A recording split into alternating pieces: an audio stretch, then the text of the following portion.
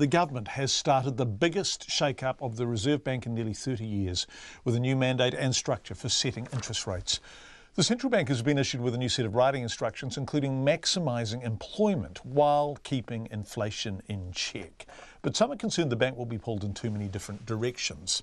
Here is our political editor, Jane Patterson.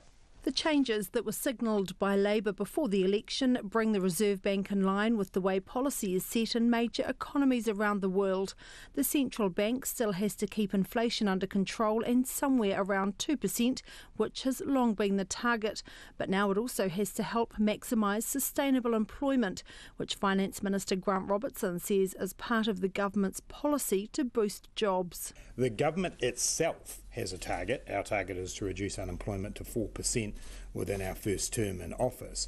But we recognise that there are a number of factors, a number of policies that influence that. The wording of the new employment instruction has also been kept deliberately vague. The exercise the bank will now go through, and they are obliged to by the PTA, is to describe to us how they are working that out, what considerations they're putting in place, and that will be published within the monetary policy statement. The new Reserve Bank Governor Adrian Orr starts his job tomorrow, but he's happy with the new instructions and formalising a new committee that will have 4 bank officials and 3 outside members to set interest rates. Having a committee I think is a good step forward, a strong step forward. It brings in diversity of view. But Federated Farmers Vice President Andrew Hoggard questions why the government is fooling around with the Reserve Bank Act.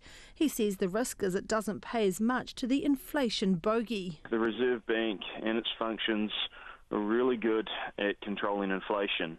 And if you're trying to spread it to do a whole range of things, then it becomes less effective in its core business, and full employment really is, I think government fiscal policies have a lot more to do with that. Andrew Hoggard says high inflation would have a significant impact on farming and the broader economy. I remember growing up as a kid during the 80s and my parents during high inflation. It was bloody tough times, high inflation, high interest rates. It was bloody difficult. You know, New Zealand's been a very stable country over the years, since 1989, with the Reserve Bank Act. Former Reserve Bank Governor Don Brash says it's a mistake. He says monetary policy should be focused on one policy objective. We do know, of course, that monetary policy does have an effect on unemployment in the short term. It's pretty clearly established that it does not have an effect in the longer term. And that's why I think most modern central bank legislation says focus on price stability, but do it in a way which doesn't exacerbate unemployment. Ganesh Nana, the chief economist at consultancy Burl, which has done work for the Labour Party in the past, welcomes the focus on maximising employment, which he says will create a new mindset at the Reserve Bank.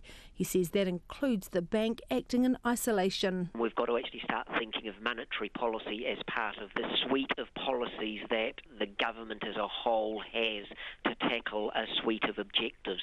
This idea of compartmentalising monetary policy in a little silo on its own, that's what's caused this problem. The new policy targets agreement takes effect tomorrow, but legislation with the full Select Committee process will have to be passed to make the necessary changes to the Reserve Bank Act and establish the committee. From Parliament for Checkpoint, Jane Patterson.